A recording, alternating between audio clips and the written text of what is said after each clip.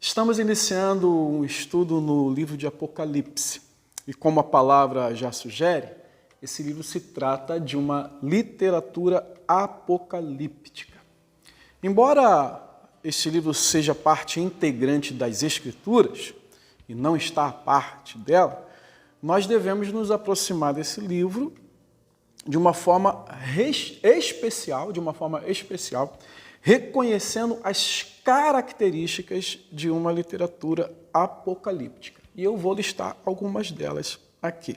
Bom, em primeiro lugar, o Apocalipse, ele tem a intenção de revelar algo que estava escondido, trazer um conhecimento novo. Aliás, este é o significado da palavra Apocalipse. Ele quer descortinar algo que estava antes de uma forma coberto, descobrir algo que estava encoberto. Eu gosto muito do texto lá de Apocalipse 1:19, que o Senhor diz assim para João: escreva, pois, as coisas que você viu, as coisas que são e as coisas que hão de acontecer depois destas.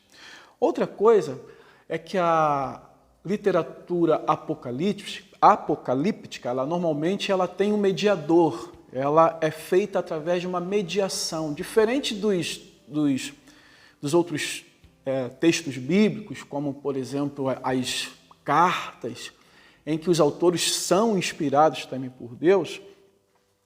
As literaturas apocalípticas, que não é só Apocalipse, elas normalmente vêm através de um mediador, um ser angelical. Nós vemos isso tanto em Apocalipse, como também lá em Daniel, que tem 5 capítulos especiais que são literaturas apocalípticas. Então sempre tem um anjo mediando, entregando a mensagem. E no caso de Apocalipse, em alguns momentos, o próprio Senhor Jesus fala também com João. A literatura apocalíptica também, ela traz revelação de mundos diferentes.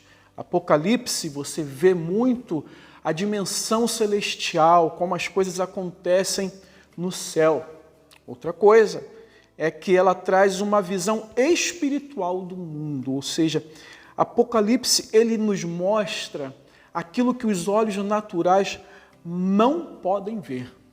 Como você já deve ter visto, se você já leu Apocalipse ou outras literaturas apocalípticas, as literaturas apocalípticas, elas contêm imagens impressionantes e complexas. E não somente imagens impressionantes e complexas, como também enredos complexos. Quando você pega lá Apocalipse capítulo 12, você vê essas duas coisas. Você vê tanto imagens complexas, como um enredo, uma história complexa, que você tem que ter certos cuidados na interpretação. E o importante, desde já eu quero dizer, que na literatura apocalíptica nós temos que olhar o todo e não se apegar somente aos detalhes. Os detalhes são importantes? Sim, os detalhes são importantes, mas eles servem para somar, para enfatizar ainda mais a mensagem que tem naquela determinada revelação. Bom, a literatura apocalíptica usa muitos símbolos e também se utiliza de números, expressões e personagens. Mas fique atento, porque na literatura apocalíptica, nem tudo que se vê é o que se vê, e nem tudo que se lê é o que se lê. Porque tanto os números, como as expressões, como os personagens, eles estão geralmente eles querem representar algo, ou representar alguém, ou representar um determinado grupo de pessoas, ou até mesmo uma verdade. Por assim dizer, nós temos que ler o livro tentando interpretar o livro com o próprio livro. Vou repetir isso que é importante, nós temos que procurar interpretar o livro com todo o livro e também com toda a Bíblia, com toda a Escritura. Porque muitas vezes algo que está um pouco escondido no início vai ser revelado lá no final.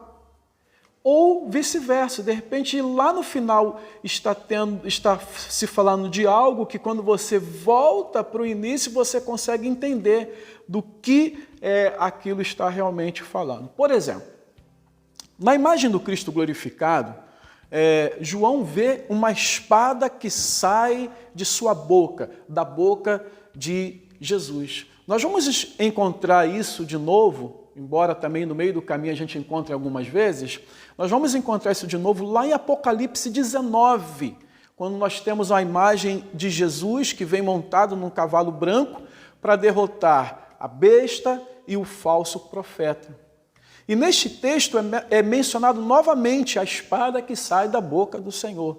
Então nós entendemos que essa espada ela se trata de uma espada de juízo.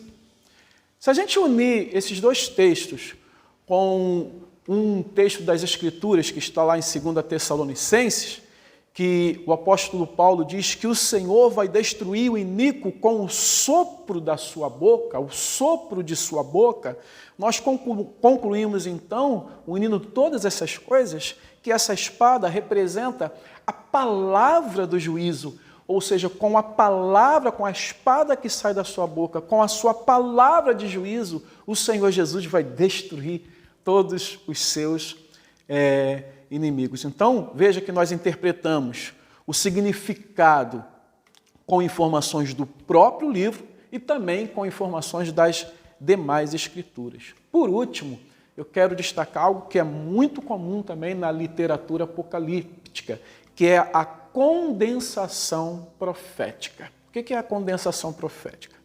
É quando uma única profecia ela está trazendo informações, revelações de mais de um tempo da história. Ela está falando de algo que se refere a mais de um período dentro da história. Por exemplo, lá em Daniel, no capítulo 7, onde ele vê 4 animais, o quarto animal, ele representa tanto o Império Romano, como no desenvolvimento da visão, ele vai representar o Anticristo.